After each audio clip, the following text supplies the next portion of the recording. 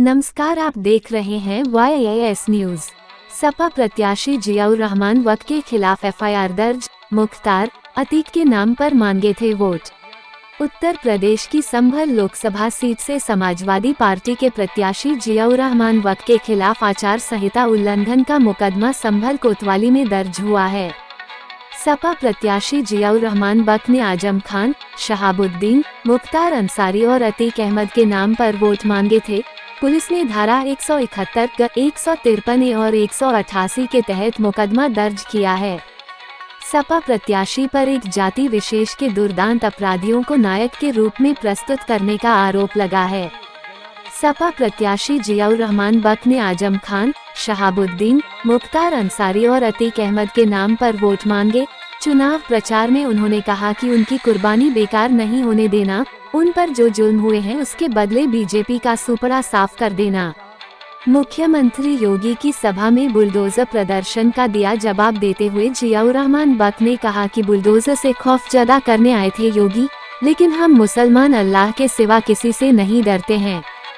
सपा प्रत्याशी बक ने BJP RSS पर मुसलमानों के वोट कटवाकर अपने बनवाने का आरोप भी लगाया।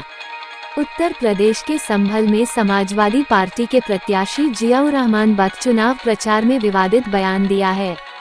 उन्होंने अतीक अहमद और शहाबुद्दीन को अपना आदर्श बताया है। उन्होंने जनता से अपील की है कि उनकी कुर्बानी को बेकार नहीं होने देना है और इस चुनाव में बीजेपी को हराकर सफाया कर देना है।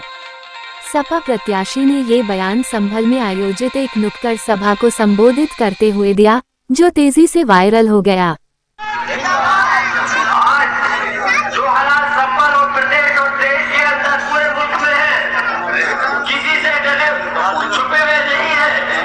और जो योगी महाराज जब बिलारी में आए थे, आज हमारे नेता माननीय अखिलेश यादव जी आए थे, तो परसों 26 तारीख में वहां पे बुलडोजर का प्रदर्शन किया गया। वो डर और खौफ दिखाना चाहते थे हमारे दिलों के अंदर, लेकिन गलतफहमी के शिकार है। हम सिर्फ अल्लाह के सिवा किसी से डरते नहीं और इंशाअल्लाह इस इलेक्शन के अंदर तुम्हारा इज्जत फेल करने का काम करेंगे। जब इंडिया गठबंधन की सरकार बन जाएगी तो प्रदेश की हुकूमत भी, मुझे उम्मीद है, ज्यादा लंबे टाइम तक अपनी पेशाब के पेट टिक नहीं पाएगी। आज हम सबको ऐतिहासिक फैसला लेना है कि एक वोट सिर्फ अपने वोट को नहीं देना, बल्कि हमें ये सीख भी लेनी होगी। मैं तो मुसाफिर हूँ, मेरे फन का तकाजा ये है। मैं तो मुसाफिर हूँ, मेरे फन का तकाजा ये है।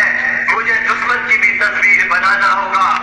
मेरे बुजुर्गों, जिस तरह से भारतीय जनता पार्टी RSS के लोग एक मिशन के तहत अपने फोटो को बढ़वाने का भी काम करते हैं और बढ़वाने के साथ साथ आपके फोटो को कटवाने का भी काम करते हैं, यकीनन उस कड़ी में तो हम लोग पीछे रहे। बीजेपी ने अपने वोट बनवाए और हमारी तादाद वोटों की ज्यादा नहीं बन पाई, लेकिन इसके बावजूद भी गणित हमारा बहुत ऊपर है उनसे। लेकिन हमें उनको उस गणित में फेल, जो उन्होंने वोट बनवाए हैं उसमें उन्हें बीजेपी को फेल करने के लिए हमें अपने तादाद को बढ़ाना पड़ेगा, परसेंटेज को बढ़ाना पड़ेगा। याद रखना, ऐसा नहीं हो कि गर्मी अगर ज्यादा हो रही है मौसम की वजह से तो आराम कर करके कि कुछ वोटर्स में से ये सोचे कि 7 वोट पड़े। इस आंधी में कोई किसी की नहीं सुन रहा। अगर बीजेपी के लोग किसी प्रधान पर, किसी राशन डीलर पर दबाव बना करके अगर फोटो खिंचवा रहे हैं तो यकीन जानना, मैं इस बात को पूरी मजबूती के साथ कह सकता हूँ, वैसे तो उनका दिल भी गवारा नहीं करेगा, लेकिन अगर वो दबाव बनाने के भी प्रयास कर रहे हैं, चाहे घूम के देख लेना कहीं भी, तो कोई उनकी पार्टी है या उनके लोग है, कोई सुनने वाला नहीं है।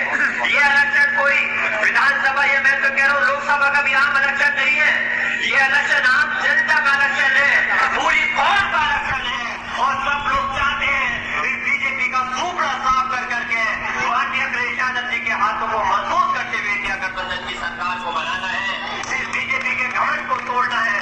मैं अपनी बात खत्म कर रहा हूँ और याद रखना, जो कुर्बानी, जो परेशानी बीजेपी के टाइम में हुई है वो आपको ज्यादा बताने की जरूरत नहीं है। चाहे आजम खान साहब को जेल में डालकर, उनके पूरे परिवार को जेल में डालकर जो किया गया है, चाहे हमारे शाहबुद्दीन साहब हो, अतीक अहमद साहब हो, मुख्तार अंसारी साहब हो, जो उनके साथ में जो सूरत हाल हुई है कोई उनको भूल नहीं सकता। मेरी गुजारिश